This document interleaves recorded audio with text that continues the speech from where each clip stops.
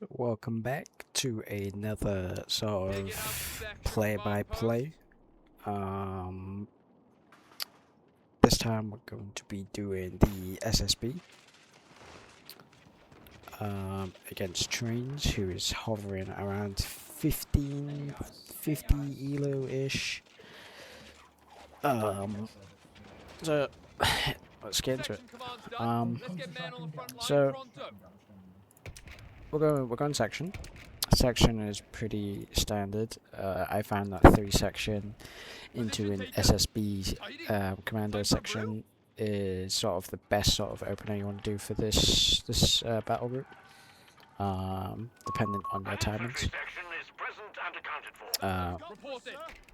Meanwhile, Last Stand Trains is going to be going double Pioneer, Grenadier,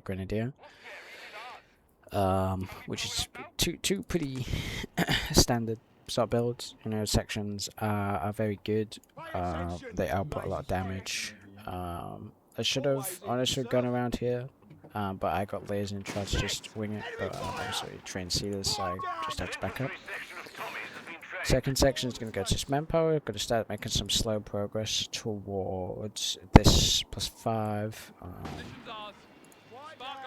I'm just going to go this side, try and keep him off this +10, because he's obviously going to be there, with his Grenadier being on this manpower point and not a Pioneer. So we're just going to push this away with Pioneer, keep our section close by.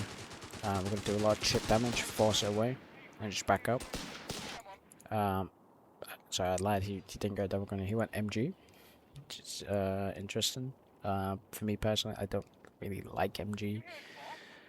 This early, I like to go 2 Grenadiers and then an MG, but to each their own. Everyone, it's not bad. It's just not what I'd expect. Sandbags are up, which is good. I would take a bit of bonus damage because we were still technically building. Meanwhile, on this side of the map, we've got our +5, which is good. Trains from MG here. It's a bit difficult to headbutt into, can't really go around because that Grenadier is going to zone us out. Especially now that we're at 4 models. I'm going to do some good chip damage though. It's going to cause this Pioneer to back up. Meanwhile, we scared the +10, we held it for a while, so that's good. We're just going to go around and we're going to set ourselves up so that we'll have this side and we can slowly like get rid of this side, but we're also going to stay on this cutoff. So he's actually not really gaining any ground. I think one mistake here is that I didn't pick up munitions. SSB definitely wants like a 2 +10s or a +16 early, so you can Scorch Earth. But it's not that big of a deal because you do need to be that one with your SSB sections. But you just have to keep in mind that you are going to need munitions to Scorch Earth. Also with your LRDG if you really choose to. So he's going to approach with his Grens. We're just going to hold this house. This is pretty much a power position. We're going to jump in here. We're going to jump out and jump in. We're going to have this section like linger. Try and go around. Try and hit this in the back. So we're pretty close to our point, so we're just holding manpower. The section's going to chip at us, so we're just going to be a bit patient. We're just going to stay for a sec, wait for the Grens to get close, and then once they're close, we can start shooting. And while we're trying to go around, he has Grenadier posturing against us, so we're going to just try and chip away at it for a bit. Meanwhile, we're doing some good chip damage here. We stayed a little bit too long, so we dropped 2 more models, which is not too great. We are getting flanked here as well, so we're going to see what we try and do, but obviously this fight isn't worth it, so we're just going to back up, especially with his MG now here. He's going to pop his MG in the house. So section, 3-man squad, has fair strike as well. You can retreat with evasion as well, so that's something you want to consider. And then you have your Lewis bomb of course and Scorch Earth. These sort of fights, if you know they're on this point, you can slowly inch towards them, let them come towards you. Because obviously with cover being a bit better, you want them walking towards you, especially your sections, so you can do a lot of chip damage. So even when they get close to you, you're going to still have a favourable fight, so this is nothing to be scared of. We wiped the Grenadier, which is great. These, like I said in the last video on the Elite Forces, these sections are monsters at shredding. I reacted late, so we ate that grenade a bit.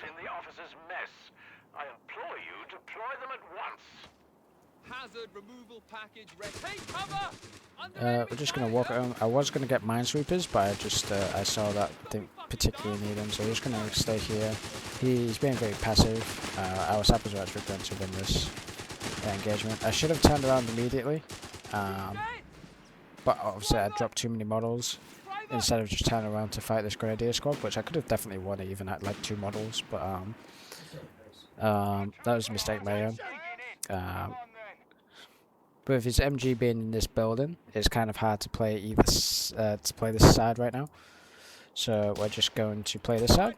We have the +5. As long as you can like kind of keep one of the +5s, I'd say you're in a good position. You always kind of want to have a bit more fuel than the enemy. You never really want to. I personally don't like going even with my opposition. I like to like get ahead in some way or form another, whether that's trading through manpower, or taking more fuel. As you can see already, we're pretty even. I have dropped a bit more manpower due to some mistakes, but as you can see, I've traded that out for having a lot more fuel. We're going to get close, we're going to chuck the Lewis bomb. He's going to get out just in time, which is good. We're just going to... We will wipe this Pioneer though, which is great. And then we're just going to retreat, pop power evasion. We don't really want to stay with the MG. Just pop back to base. It might have been considered a bit unnecessary, but you kind of see, use it how you see fit, you know. So we're gonna that. We're gonna slowly chip away with the sapper into his grim, which is great. We're doing a lot of damage. Meanwhile, he's trying to take out +5, but we're chipping away with him. We're getting some odd hour units, which is great. Just gonna push him out of cover. Our section's gonna chip away at him while he's backing out. He's gonna throw the grenade back. Which is gonna blow this up, so it's not devastating. Trying to zone him out's fine, which is what we kind of want. We don't want him to take this fuel. He's going to decap this, but as you can see, we're still at a +5 advantage, which is great. We're just going to go pack up a little bit. We're going to take this +5 back, and then we're going to move up to this +10. The Jaegers, don't really want to fight them at this range, I feel. I'm going to try the same stuff again, but obviously there's vision this time, so this isn't worth staying any longer. Luckily we don't drop a model, which is good. We don't really want to drop models with these guys if we can. They're like 35 to reinforce. They're expensive. And we're just going to pull back. And we're going to posture on this +5. We don't have to like posture anywhere else. We just want to make sure that he has to like properly fight for us. And you know, being in cover, we're going to do a lot good. We're going to call him Sniper. I feel like this map is a bit better for Sniper compared to the last one. There's obviously less buildings. There is more open space, but there is cover around, as you can see, with these hay bales, the trees, and the fence. A lot more for the Sniper to work around with. But if you ever find yourself kind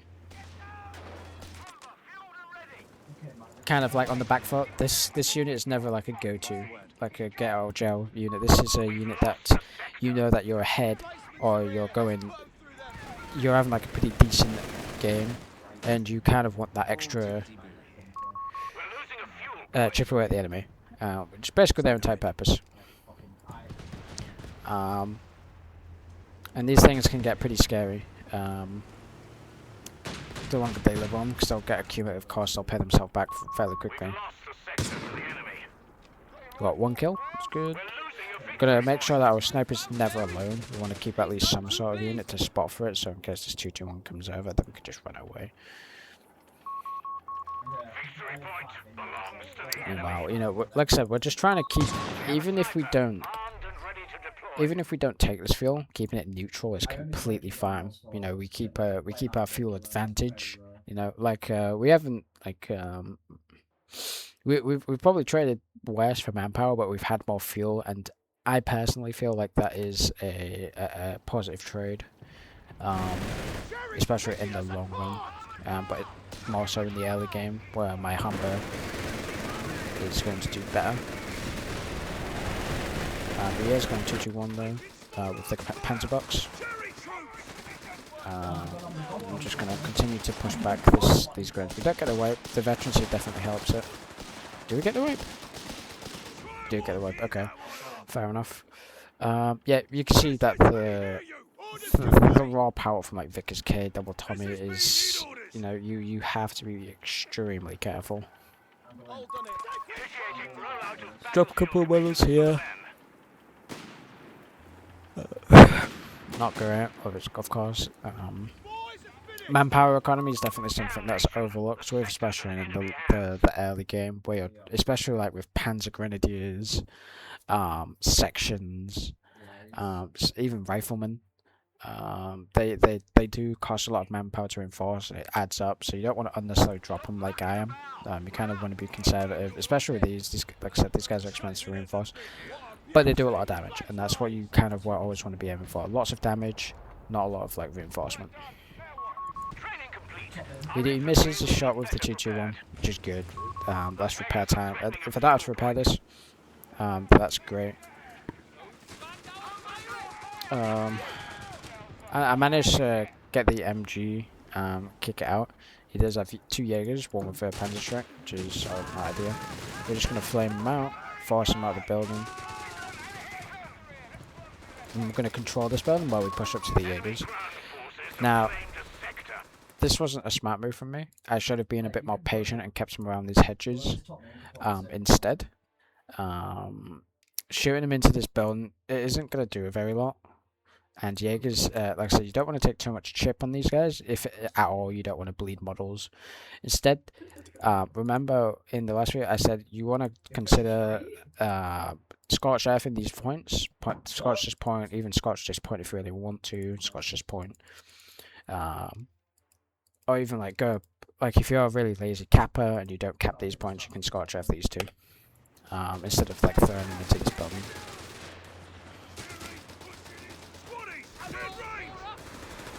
Humber's a little bit idle too. But we are getting a sniper in position. That dropped a model.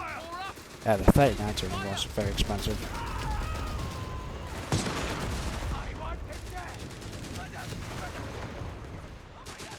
We're just gonna move him around now. He's not gonna drop another mod. It's unfortunate.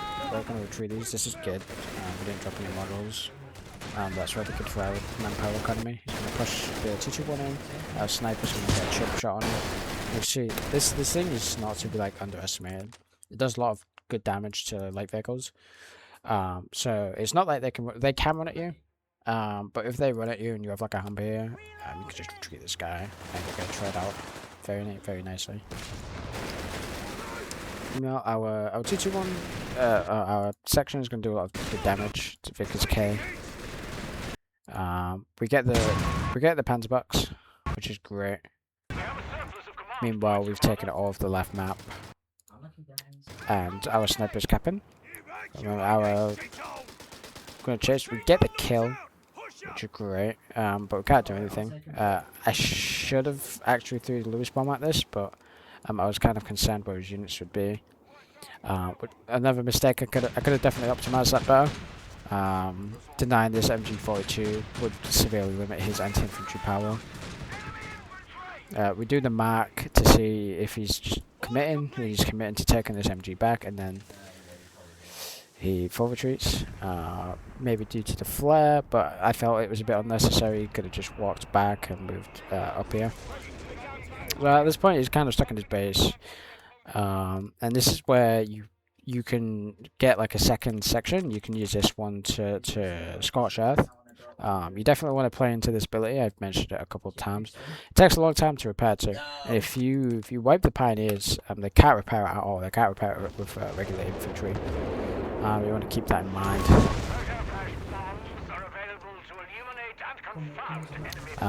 But he does get his MG back, which is good for him. He goes into the breach and designates siege leader. Those are pretty reliable choices. We might want to cut off. We're just going to stop his munition income coming in, which is kind of whatever. You do what you can with, you know, what little space you have left to achieve. So it is really whatever. We're going to go Bren. If you ever find yourself in this sort of situation where they start to like blob around a bit, Bren's going to be your best friend. Bren does a lot of damage. The output's good. It's especially good with infantry training, so you do a lot of damage over time. And it will definitely help you in like blob wars, which is what I've been finding myself in recently. So definitely make sure that you have enough munitions to scorch earth, get your Brens, maybe even use your thunderclap ability if you really want to. But I have been recommended that dead drops are really good too for like vehicle repairs and reinforcements. So I'll definitely try that, and I'll share with you guys my experience. That'd be good. But see how we postured ourselves. So we have the section in back. He's isolated, but he does have a Bren and he does have his base of fire. So if they try to push up to me, I'm going to do a lot of damage to them. I'm going to trade at least evenly, if not for the best. We get suppressed by the MG, which is unfortunate. We could have probably smoked this for Humber. But Humber pathing is something to be desired, so it is whatever. We're taking the side of the map. We've got the cutoff. I'd really don't. I feel like I don't have the time to take these munitions, so we're just gonna cut off. Hold the cutoff with a section. And meanwhile, we're going to do a lot of good chip damage. This guy's good for like just bringing him in, doing some chip, bringing him out. That Vickers K is really good. Like I said, we have that base of fire now. So we blind these two units. We're just chipping away. He's going to rifle nade me, which actually does a lot of damage. I underestimated the blast register. So we're definitely feeling a bit pressured now to move our units up. We're going to bring these guys up to something you should definitely consider as well. These guys have really great vet abilities. The vet 1 15% hard to hit is pretty insane. Vet 2 weapon accuracy and capture rate. So these guys will you really want to use them on like high resource points, even if it's just scorch earth them. And obviously your vet 3 is your channel reduction, extra health too, brings them up to 130 health, which is a lot of health. And then obviously they get a lot better with your firepower bolster. Just gonna chip away. His whirlwind is coming. It is very late, so I was actually kind of caught off guard a little bit, just because of how late it was. We should have brought this back faster. Luckily he doesn't focus it, so we're okay. I am going to lose my Hambo though, fairly certain, so just some pretty unfortunate pathing here. Definitely wanted to go this round side and go through the road. It's no big deal. Losing your Hambo at this point isn't too bad. By now I'm Tech 3 and I'm getting a Crusader going on Matilda. Pretty sure it's a Crusader.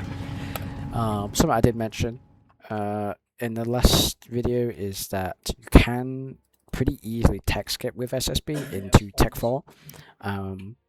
Just because of how much pressure you can generate alone with your SSB sections, especially if you don't go sniper and you go another section. You create a lot of space. And then obviously Scorch Earth is Salt in the Wound. You get like a lot of space between your manpower economy. If you optimize that and the fuel that you fuel control you sort of have. So we've got a Crusader coming. I do have my infantry training as well. Infantry training, I would recommend after you get your Humber, you go infantry training. So you go like Sapper, you have your stand Sapper, you have your 3-section SSB, and you go Humber. Obviously I lost that. And then you'd get infantry training, and then you can go like a 2nd SSB, sniper, LRDG sometimes, if you feel like you need that extra anti-vehicle firepower.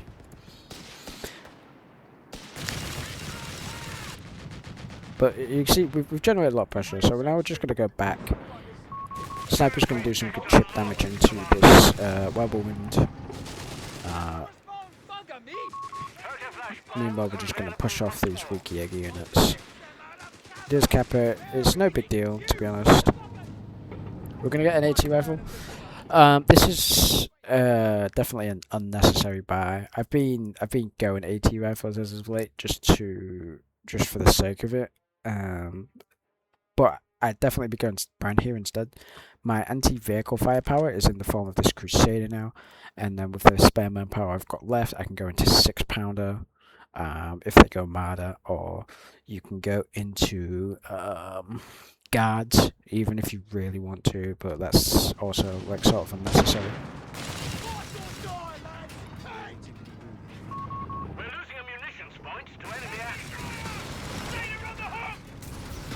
Take a bit damage from these points files. I probably shouldn't have been so scared, but just keeping this thing down and out is okay. I'm going to do enough to that over time with the sniper.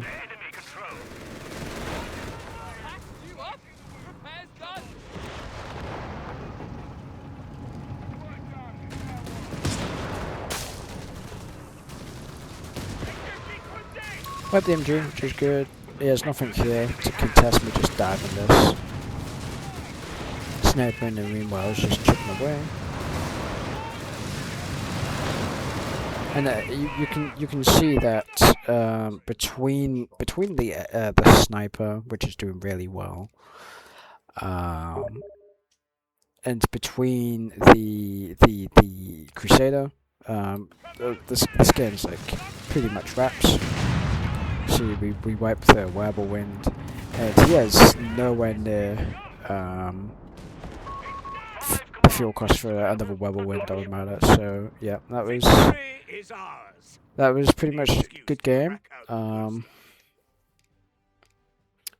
And yeah, I hope you take away a little bit from it, and I will hopefully catch you with a Wehrmacht video.